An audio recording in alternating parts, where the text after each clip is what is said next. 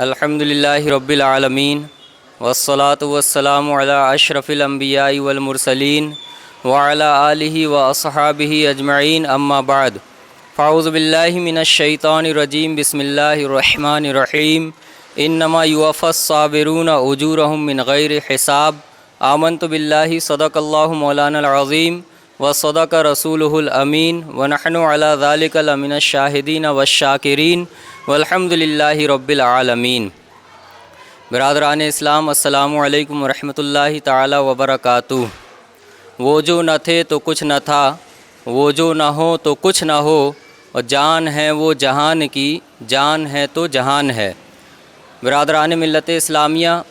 ہم اور آپ اللہ تبارک و تعالی کے فضل و کرم سے جس ماہ رحمان، ماہ غفران یعنی ماہ رمضان میں سانسیں لے رہے ہیں، یہ رب تعالیٰ کی طرف سے ایک گفٹ ہے جو کہ ہم اور آپ کو یعنی اہل ایمان کو اللہ کے رسول صلی اللہ علیہ وسلم کے واسطے سے ملا، اور اس کا بنیادی مقصد کہ رب تعالیٰ نے رمضان کریم کے جو روزے فرض کیے، اس کا بنیادی مقصد جو ہے تقوی حاصل کرنا ہے۔ جیسا کہ ارشاد باری تعالیٰ ہے کہ تم پر روزے فرض کیے گئے جیسا کہ تم سے پہلے لوگوں پر فرض کیے گئے تھے۔ مقصد اور مطلب صرف اتنا ہے لعلکم تتقون، تاکہ تم تقوی شعار بن جاؤ، تقوی والے ہو جاؤ۔ میں بعض میڈیا کے ذریعے سے جو ہے عوام اہل سنت اور عوام تک جو ہے ایک پیغام پہنچانا چاہتا ہوں۔ ہم اور آپ دیکھتے ہیں کہ رمضان کریم جب شروع ہوتا ہے تو شروع کے ڈیز میں جو ہے نمازیوں کی تعداد میں جو ہے ایک وافر مقدار ہوتی ہے، یعنی صفیں جو ہے بھرپور ہوتی ہیں، پوری صفیں جو ہے مکمل ہوتی ہیں، مگر جو ہی دن گزرنے لگتے ہیں، دوسرا، تیسرا، چوتھا، پانچواں، چھٹواں روزہ شروع ہوتا ہے، ساتواں شروع ہوتا ہے، آٹھواں شروع ہوتا ہے، تو نمازیوں کی تعداد میں جو ہے کمی بیشی ہونے لگتی ہے، یہاں تک کہ 10ویں، 12ویں اور 15ویں روزے تک جو ہے 2-4 ہی صف جو ہے بچتی ہے، الا ماشاء اللہ، جہاں پہ اللہ جس کو جیسی توفیق دے۔ اب سوال یہ پیدا ہوتا ہے کہ ایک بڑا دشمن جو ہمارا ہے، جس کے تعلق سے رب نے فرمایا کہ ان الشیطان للانسان عدو مبین، کہ شیطان انسان کا کھلا دشمن ہے، تو اس دشمن کے تعلق سے جو ہے رب کے رسول نے فرمایا کہ جب رمضان آتا ہے تو جہنم کے دروازے بند کر دیے جاتے ہیں، اور جہنم کے دروازے بند کرنے کے بعد رب تعالیٰ جنت کے دروازے کھول دیتا ہے، وسلسلۃ الشیاطین، اور شریر شیطانوں کو رب تعالیٰ قید فرما دیتا ہے۔ تو جب شیاطین قید ہو گئے، یعنی جو ہمارا سب سے بڑا دشمن تھا وہ جب قید ہو گیا، تو پھر بھی ہماری نظریں دیکھتی ہیں کہ مصلیوں کی تعداد میں کمی، کینہ، بغض، حسد، نفرت، اور ایک دوسرے سے عداوت، ایک دوسرے سے جو ہے بغض و کینہ، اس میں جو ہے کچھ حد تک جو ہے کمی رہ جاتی ہے۔ یعنی بعض وہ مقامات دیکھتے ہیں ہم کہ جہاں پہ جو ہے لوگ ایک دوسرے کے حقوق جو ہے سمجھنے سے قاصر رہتے ہیں، ادا کرنے سے قاصر رہتے ہیں۔ تو سمجھ میں یہ آیا کہ جیسا کہ اللہ تبارک و تعالیٰ نے حضرت یوسف علیہ السلام کے ذریعے سے امت کو جو ہے یہ تعلیم فرمائی کہ ان النفس لامارۃ بالسوء،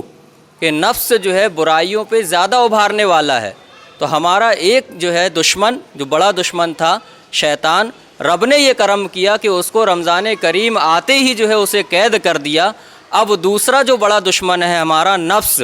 اب اس نفس پہ جو قابو پانا ہے، تو اس کا سب سے بہترین اگر سارے مہینوں میں دیکھا جائے تو رب تعالیٰ کے فضل و کرم سے ہمیں وہ مہینہ رمضان کریم میں میسر آتا ہے کہ جس مہینے میں ہم اپنے نفس امارہ کو جو ہے شانت کر سکتے ہیں، اس پر قابو پا سکتے ہیں۔ جب بندہ روزہ رہتا ہے تو روزے میں جو ہے وہ کم بولتا ہے، یہاں تک کہ رب تعالیٰ کی حلال کردہ چیزیں، اللہ تبارک و تعالیٰ نے جو چیزیں حلال کی ہیں ان سے بھی جو ہے حالت روزہ میں اجتناب کرتا ہے، بچتا ہے۔ جیسا کہ پیارے آقا صلی اللہ علیہ وسلم نے فرمایا من صمت نجا، کہ جو خاموشی اختیار کرا وہ کامیاب ہو گیا، نجات پا گیا۔ ایک حدیث پاک میں اللہ کے رسول فرماتے ہیں کہ جو شخص یوم آخرت اور اللہ پر ایمان رکھتا ہے تو چاہیے کہ جب بھی وہ بات کہے تو اچھی بات کہے، ورنہ خاموش رہے۔ تو اب آپ دیکھیں گے تو روزے کی حالت میں جو ہے بندہ کم بولتا بھی ہے، اور کھانا پینا اور دن میں جو ہے جماع سے رکتا بھی ہے، باز رہتا ہے۔ تو جب رب کی حلال کردہ چیزوں سے حالت روزہ میں جو ہے اللہ کے لیے جو ہے منع ہو جاتا ہے، رک جاتا ہے، تو اگر بندہ چاہے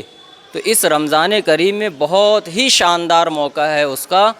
اس بات کا کہ وہ اپنے نفس پہ جو ہے کنٹرول کر لے۔ اگر نفس پہ کنٹرول کر لے گا تو اللہ رب العالمین سے یہ ہم اور آپ کو توقع ہے، یقین ہے کہ رب تعالیٰ جو ہے ہمارا عید کے بعد آنے والے جتنے دن ہوں گے سارے دنوں میں جو ہے ہم رمضان کریم کی لذتوں کو جو ہے محسوس کریں گے۔ اگر بندہ اپنے نفس پہ قابو پا لیتا ہے تو اس کا بڑا دشمن جو پہلے سے ہی قید ہے، رب کے فضل سے جو اب آنے والا جو ڈیز ہوگا، آنے والے جو مہینے ہوں گے، اس میں ہمیں جو ہے ان مہینوں کی بھی برکت ملے گی، اس کا فیضان ملے گا۔ اللہ تبارک و تعالیٰ سے دعا ہے کہ اللہ تبارک و تعالیٰ جملہ اہل ایمان کے روزوں کو قبول فرمائے اور اس ماہ مبارک ماہ غفران میں جملہ اہل ایمان کی مغفرت فرمائے اور ہم سب کو اعمال صالحہ کرنے کی توفیق عطا فرمائے، ایمان پر چلائے، ایمان پر جلائے اور ایمان پر خاتمہ بالخیر نصیب فرمائے۔ وآخر دعوانا ان الحمد للہ رب العالمین۔